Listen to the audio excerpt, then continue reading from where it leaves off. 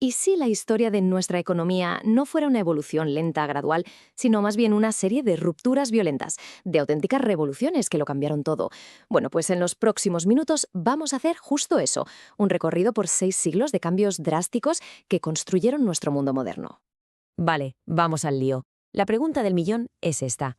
¿Cómo es posible que hayamos pasado de un mundo donde casi nada cambiaba durante generaciones enteras a la increíble velocidad y, bueno, la abundancia del mundo de hoy? La respuesta, ya lo adelanto, no es una línea recta, sino más bien una cadena de explosiones. Para que nos hagamos una idea de la magnitud de esta transformación, solo hay que echar un vistazo a estos datos. En el siglo XV la vida era cortísima. Toda la energía venía del sol y de los músculos. Y moverse a 15 kilómetros por hora era ir muy rápido. Hoy vivimos más del doble. Consumimos una cantidad de energía que era simplemente inimaginable y nos movemos a la velocidad del sonido. Es que no es una simple mejora, es como si habláramos de otro planeta. Para entender de verdad las revoluciones que vinieron después, primero tenemos que viajar a ese mundo preindustrial, un mundo que durante siglos y siglos pareció inmutable, como atrapado por unos límites que en aquel momento parecían totalmente infranqueables. Y el dato clave, el que lo explica casi todo, es este. Alrededor del 80% de la población estaba ligada a la tierra. La agricultura no era un sector más de la economía, era el eje sobre el que giraba absolutamente todo. Lo que pasaba en el campo determinaba la vida y la muerte, la paz y la guerra, todo. Y aquí está el gran cuello de botella de esa época. La economía funcionaba, por así decirlo, con una batería orgánica.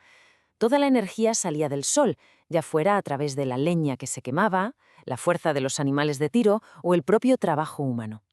Esto, claro, creaba un techo de cristal para el crecimiento. No se podía producir más sin chocar directamente con la necesidad de alimentar a la gente. Este límite tenía un nombre: la trampa maltusiana. El concepto es bastante simple, pero la verdad es brutal. Si la población crecía un poco, enseguida se agotaban los recursos. ¿Y qué venía después? Pues la hambruna y las enfermedades. Era un ciclo terrible del que parecía imposible salir y que mantuvo a la humanidad prácticamente estancada durante siglos. Pero claro, incluso en ese mundo que parecía inmóvil, las semillas del cambio ya estaban empezando a germinar. Y la primera gran grieta en el sistema no aparecía en los campos, sino en el bullicio de las ciudades y los puertos, gracias al auge de lo que llamamos el capitalismo mercantil. Y aquí vemos algo fascinante, como unas herramientas que a priori suenan aburridísimas, pues en realidad cambiaron el mundo. La letra de cambio, por ejemplo, hizo que ya no fuera necesario viajar con sacos llenos de monedas. Los bancos permitieron que el capital se moviera. La contabilidad por partida doble dio a los comerciantes un control de su negocio sin precedentes. Y las sociedades por acciones, permitieron financiar empresas a una escala que nunca antes se había visto. Claro, con estas nuevas herramientas financieras en la mano, la expansión de Europa por todo el planeta se disparó. Portugal y España fueron los pioneros, y por primera vez en la historia conectaron el mundo entero en una única red comercial global.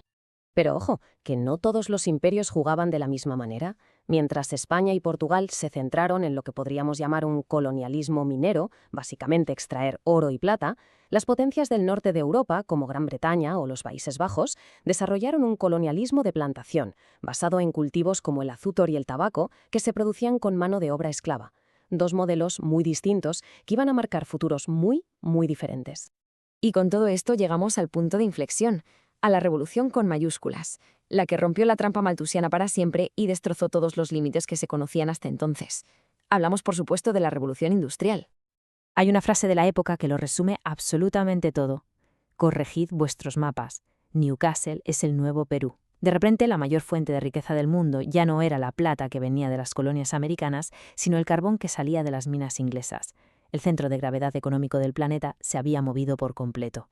Y este gráfico ilustra perfectamente la ventaja abrumadora que tenía Gran Bretaña. Mientras el resto de Europa seguía dependiendo de esa batería orgánica de la que hablábamos, los británicos habían encontrado una fuente de energía masiva, concentrada y subterránea. Para que nos hagamos una idea, 1.000.000 de toneladas de carbón equivalía a la energía de 800.000 hectáreas de bosque. Fue el combustible que lo cambió todo.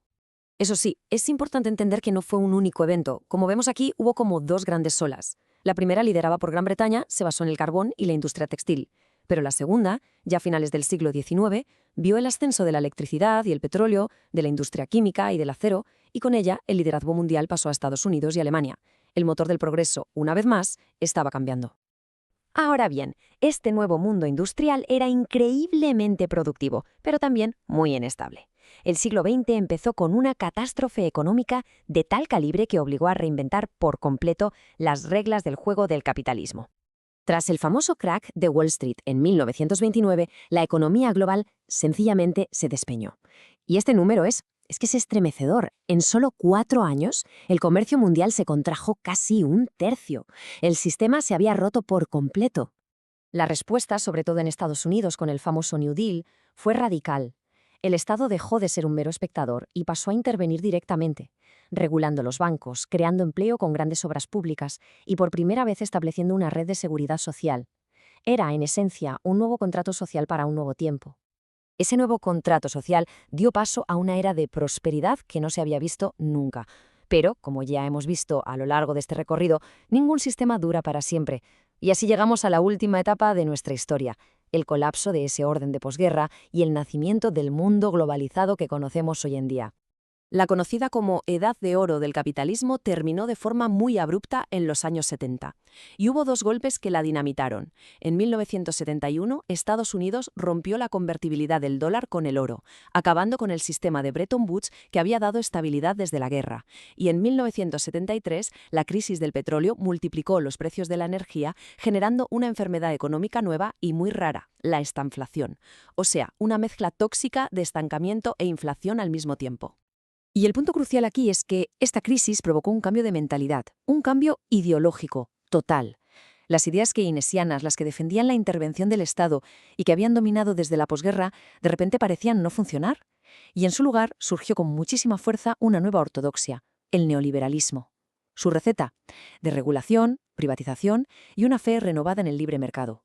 Fue un cambio de paradigma que ha definido las últimas décadas. Y todo esto nos trae hasta el presente. Si algo queda claro después de este viaje es que la economía no es algo estático. Se construye a base de rupturas. El sistema agrario, el mercantilismo, el capitalismo industrial, el consenso de posguerra, todos nacieron, dominaron durante un tiempo y finalmente entraron en crisis. Lo que nos deja con una pregunta final que es inevitable. ¿Cuál será la próxima gran ruptura?